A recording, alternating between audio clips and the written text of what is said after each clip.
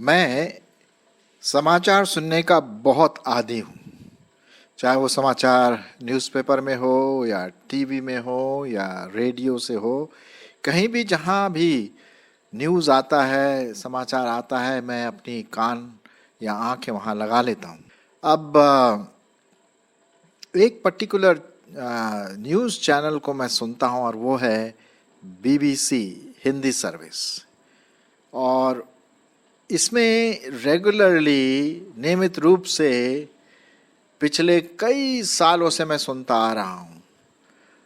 पहले दिनों तो मैं रेडियो में सुनता था, लेकिन अब मैं मोबाइल में या और भी दूसरी तरीक़ों से मैं इस न्यूज़ को सुनता हूँ।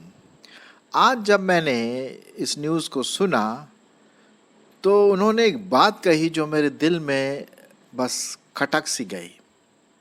उन्होंने एक सीरीज़ शुरू किया है और वो सीरीज़ इस प्रकार से है कि उन्होंने मई जून के महीने में जो त्रासदी हमारे देश में हुई, विशेष करके कोरोना को लेकर के, और कितने लोग आईसीयू में भर्ती हुए और कितने लोगों ने अपनी जान गंवा दी, तो उन्होंने क्या किया कि एक अच्छे विश्वास योग्य नर्स जो आईसीयू में लगातार पेशेंट्स के साथ, मरीजों के साथ रहती थी, उनका उन्होंने एक सीरियल शुरू किया है।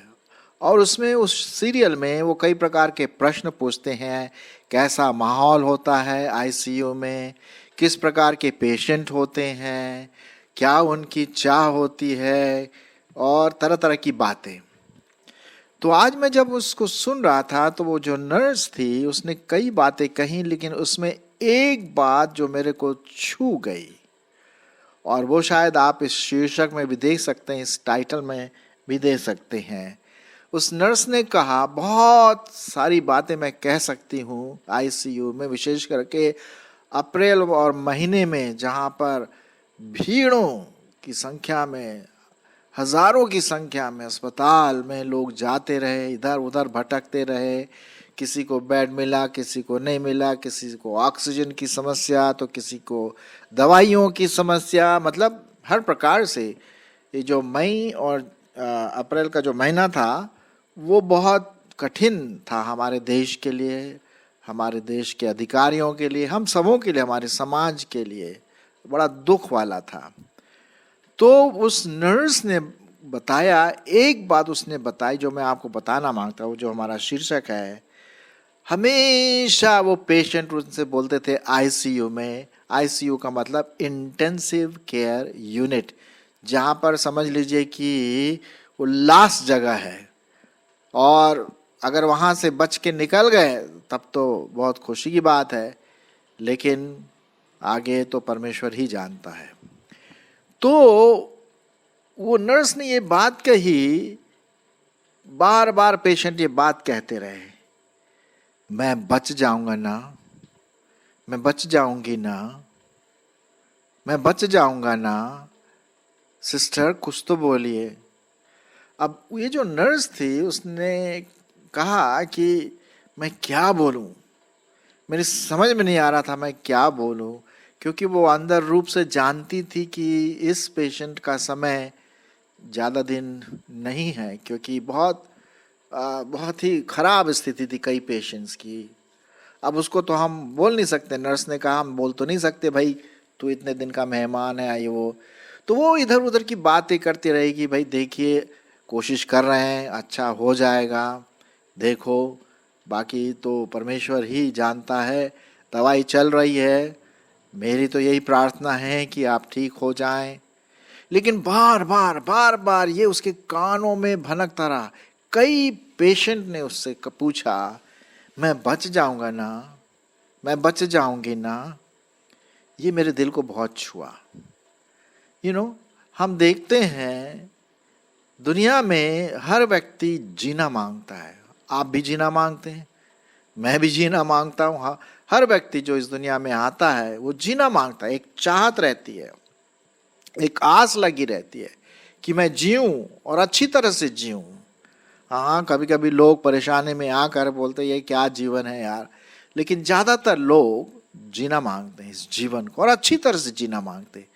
लेकिन जब आईसीयू तक नौबत आ जाती है तो कुछ आशा धूमिल सी होने लगती है और वो बोलते हैं कि कभी कभी पेशेंट मुझे पकड़ करके जोर से, नर्स जी, सिस्टर जी बताइए ना, मैं बच जाऊंगा ना। कई बार इस नर्स के आंखों में आंसू भी आ गए। आप समझ सकते हैं कि क्या किस प्रकार की स्थिति इन लोगों के साथ होती होगी, और नर्स और जो भी डॉक्टर उनको देखते हैं उनकी भी क्या हालत होती। जैसा आप जानते हैं कई नर्सों ने, डॉक्टरों ने अपनी जान भी गंवा दी इस सेवा में करते करते। हमें तो उनको सल्यूट करना चाहिए, है ना। लेकिन जो मैं बात यहाँ पर बताना मांगता हूँ कि हर व्यक्ति जीना चाहता है, बचना चाहता है। अगर थोड़ी सी भी छींक आ जाती है या कुछ बुखार आता है तो हम एकदम डॉक्टर के पास पहुँचते हैं और बोलते हैं कि डॉक्टर साहब ऐसी दवाई दीजिए कि बीमारी दूर हो जाए, ये दर्द दूर हो जाए, या जो भी उनकी समस्या है दूर हो जाए। क्योंकि वो जीना मांगते हैं और अच्छी तरह से जीना मांगते हैं। और परमेश्वर चाहता है कि हम जिएं, लेकिन कभी कभी ये जो बीमारी, और विशेष करके कोरोना, जिसने कई हजार लोगों की जान ले ली, और मेरी आशा है कि ये कोरोना वायरस जल्द से जल्द हमारे देश से निकल जाएगा, और कहीं भी नहीं, हमारे देश नहीं पूरी दुनिया में ये ख़त्म सा हो जाए। वैक्सीन्स हैं, हमारी सरकार पूरी कोशिश कर रही है कि सबको वैक्सीन लगे और इसमें से हम निकल पाएँ। तो ये तो हुई हमारी शारीरिक जीवन की बात। दुख की बात तो ये है, अगर हम बच भी जाते हैं अस्पताल में, या हम जो स्वस्थ हैं, चाहे आप बीमार हो या स्वस्थ हो, एक दिन तो जाना है साहब। अब ये तो गुड न्यूज़ नहीं है, लेकिन ये फैक्ट है। आप जानते हैं, हम जानते हैं कि जो इस दुनिया में आया है उसे जाना भी है।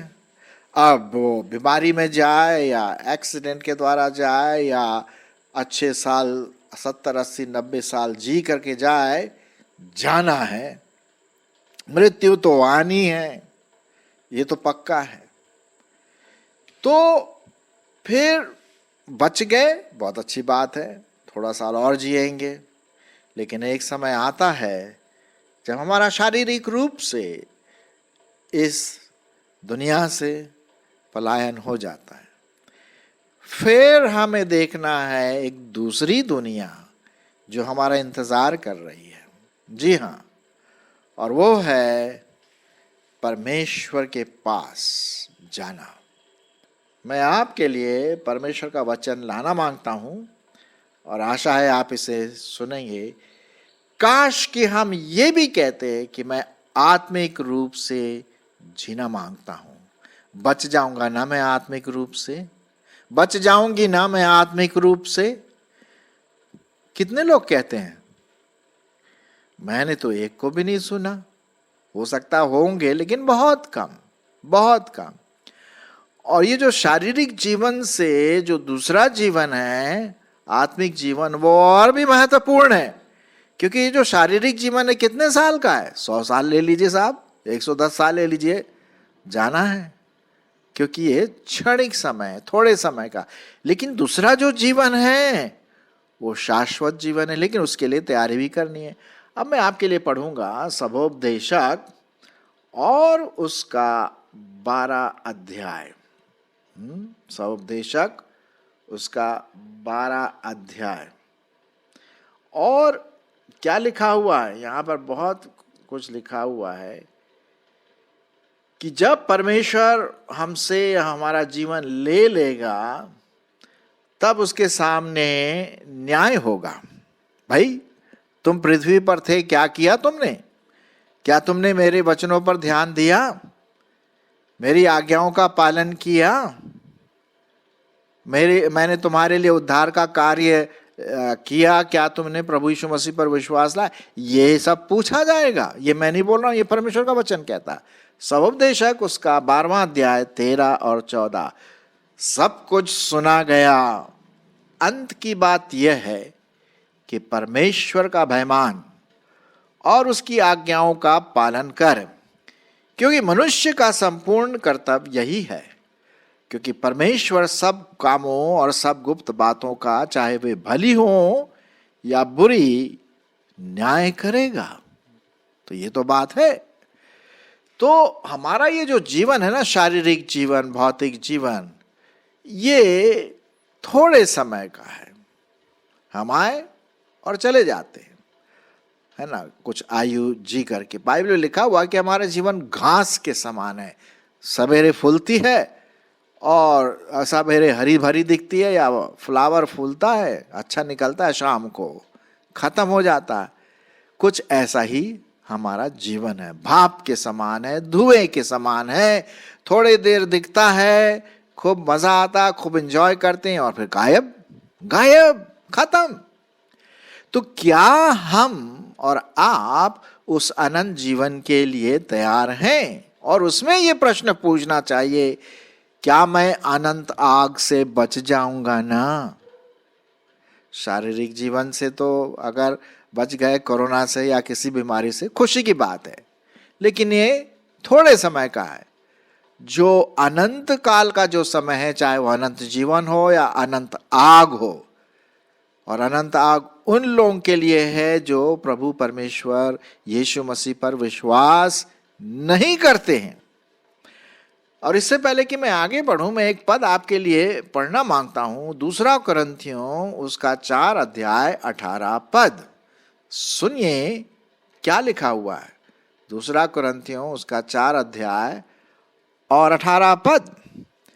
हम तो देखी हुई वस्तुओं को नहीं, वरन अनदेखी वस्तुओं को देखते रहते हैं, क्योंकि देखी हुई वस्तुएं कितने समय की है? थोड़े दिन की है, पर अनदेखी वस्तुएं सदा बनी रहती है। अब ये जो शारीरिक जीवन हमारा है ना, और जो मैंने कोरोना की बात किया, बीमारी की बात की, इस जीवन में हम रहते हैं, इस दुनिया में हम रहते हैं, वो देखते है ना, वो कितने समय का है? थोड़े समय का है, ज्यादा समय का नहीं है, क्योंकि हम इसको देख रहे हैं। लेकिन जो अनदेखी वस्तुएं हैं, अनदेखा जीवन है, वो अनंत काल तक बना रहता है। अब इस जीवन के बाद हम कहां जाएंगे, ये प्रश्न मैं आपके सामने रखना मांगता हूं। और हो सकता है मेरे सुनने वाले जो सुन रहे हैं, हो सकता है उन्होंने प्रभु यीशु मसीह पर विश्वास लाया हो, और बड़ी खुशी की बात है कि आप प्रभु पर विश्वास लाए हैं, पापों का पश्चाताप किया, उद्धार पाया, नया जन्म पाया, और आप प्रभु के बेटे और बेटियां हैं। ये खुशी की बात है।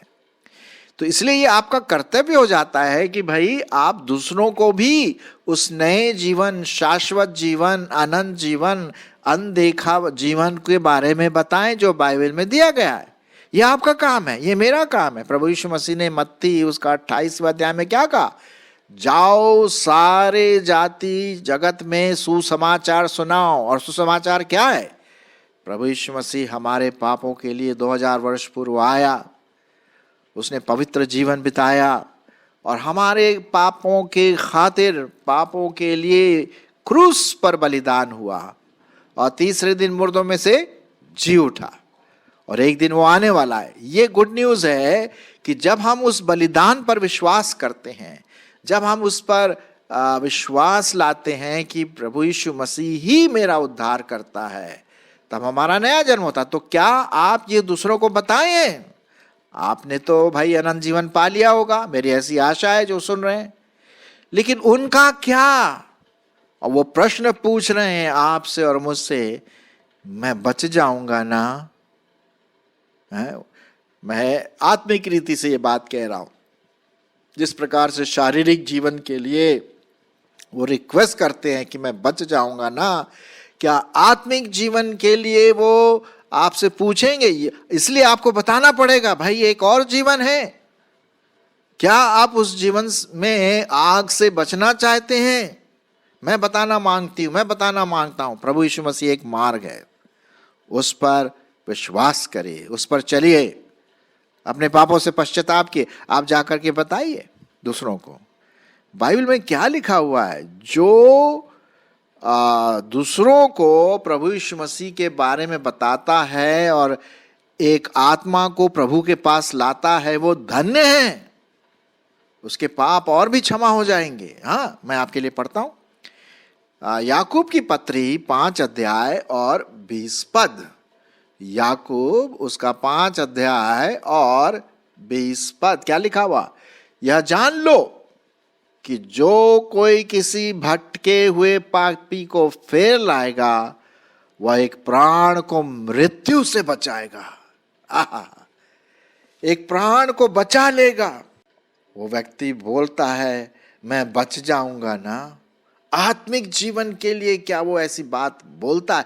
और ये बोलने के लिए आपको प्रभु यीशु मसीह के बारे में उसको बताना, चाहे वो आपके घर में काम करने वाली हो, चाहे वो दूध वाला हो, चाहे वो आपका परचून की दुकान वाला हो, या हार्डवेयर स्टोर हो, केमिस्ट हो, जहाँ कहीं भी आपके कलीग्स, आपके ऑफिस में जहाँ काम करते हैं, teacher, student, friends, uncle, aunty, family, relatives, दोस्त, यार, सहेली, क्या आपने उनको इस अनंत जीवन के बारे में बताया कि वे भी बच सकते हैं इस आग से, जो आग जो जल रही दूसरी मौत है? मैं आपके लिए वो पद पढ़ना मांगता हूं, रेवलेशन 20, प्रकाशित वाक्य 20, 14 और 15। प्रकाशित वाक्य 20 उसका 14 और 15 क्या लिखा हुआ है? ये दूसरी मृत्यु है और उसमें से लोगों को बचाना है। यदि आप बच गए बहुत खुशी की बात है, यदि आप नहीं बचे हैं तो आप बच सकते हैं। जैसे कि उस नर्स ने कहा, उसके कानों में रात दिन ये शब्द सुनाई पड़ता है, मैं बच जाऊंगा ना, मैं बच जाऊंगी ना। सुनिए परमेश्वर का वचन क्या कहता है। और मृत्यु और अधोलोक भी आग की झील में डाले गए। ये आग की झील तो दूसरी मृत्यु है। पहली मृत्यु कौन सी है? शारीरिक मृत्यु, वो आपको और हमको सबको मरना है, वो तो आएगा ही आएगा। लेकिन दूसरी मृत्यु वो है जब हम उस आग की झील में डाले गए और यदि हमारा नाम जीवन की पुस्तक में नहीं मिला तो हम आग की झील में डाले जाएंगे। ये दूसरी मृत्यु, उससे लोगों को बचाना है। यदि आप जो सुन रहे अभी तक प्रभु यीशु मसीह पर विश्वास नहीं लाए, आज मौका है, आज बच जाएंगे आप। ये पूरी आशा के साथ मैं कह रहा हूं, पूरे विश्वास के साथ कह रहा हूं कि आपके पास आग की झील से बचने का उपाय है। 15वां पद लिखा हुआ है, जिस किसी का नाम जीवन की पुस्तक में ना मिला, लिखा हुआ ना मिला, वो आग की झील में डाला गया, दूसरी मृत्यु। सो मेरे प्रियो, अगर आप विश्वासी हैं तो आप दूसरों को इसके बारे में बताएं। ये और भी भयंकर है। आप सोचिए, आग की झील में अनंत काल तक तड़पना, आई हाय हाय हाय हाय, कोरोना तो और ये सब चीजें तो कुछ भी नहीं इसके सामने। मेरे प्रियो, क्या आपने दूसरों को बताया? आस पड़ोस में कम से कम एक बार बताया, अपनी गवाही दी? ये बहुत जरूरी है।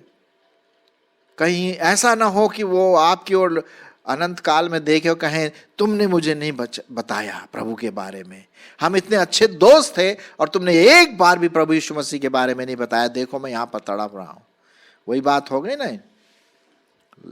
जो लाजरस के बारे में, और धनी जो मनुष्य था वो तड़पता रहा। हाँ, आपका और मेरा काम है कि उनको प्रभु यीशु मसीह के बारे में बताएं और अनंत जीवन के भागी वो हो जाएं। और ऐसी बात ना हो कि वो बोले मैं बच जाऊंगा ना। जी हाँ, पूरे एश्योरेंस के साथ, पूरे निश्चितता के साथ वो व्यक्ति बच जाएगा यदि वो क्रूस की छांव में यीशु मसीह के नीचे, यीशु मसीह के पास आकर के अपने पापों से माफी मांगे। मेरे सुनने वालों, हो सकता है आपने अभी तक प्रभु यीशु मसीह पर विश्वास नहीं लाया, हो सकता है आप भी इस भयंकर आग से बच जाएं। और अनंत जीवन में शामिल हो। वो स्वर्ग, अनंत काल का स्वर्ग, अनंत काल की आशा, जहां हम हमेशा हमेशा स्वर्ग में परमेश्वर के साथ रहेंगे, आनंदित होंगे, आनंदमय जीवन होगा अनंत काल तक। ये कभी खत्म नहीं होगा। ये शारीरिक जीवन तो खत्म हो जाएगा, जैसे मैंने शुरुआत में आपसे कहा, है ना, लेकिन अनंत जीवन नहीं होगा, क्योंकि यीशु मसीह ने क्या कहा कि जो मुझ पर विश्वास लाएगा, यदि वो मर भी जाए फिर भी जिएगा। आप बच सकते हैं, मैं बच गया हूं। जब मैं 17-18 साल का था, मैंने प्रभु यीशु मसीह पर विश्वास लाया। आप सुनने वाले, यदि आपने विश्वास लाया है तो आपसे मेरी रिक्वेस्ट है कि दूसरों को बताएं यीशु मसीह के सुसमाचार के बारे में। और यदि आप विश्वासी नहीं है जो सुन रहे हैं, आप इसी समय आज ही प्रभु यीशु मसीह को अपना उद्धारकर्ता और उसी को अपना जीवन दे दें। क्रूस पर जो आपके लिए और मेरे लिए बलिदान हुआ और तीसरे दिन मुर्दों में से जी उठा, आप बच सकते हैं, आप बच सकते हैं उस अनंत आग से, अनंत जीवन जो प्रभु यीशु मसीह आपको और मुझको देगा। तो मेरे प्रियो, आइए, अगर आप विश्वासी हैं तो वैसे ही करिए जैसे मैंने आपसे कहा, और यदि आप अविश्वासी हैं, आपने अभी तक नहीं प्रभु को ग्रहण किया, आज ही उद्धार का दिन है।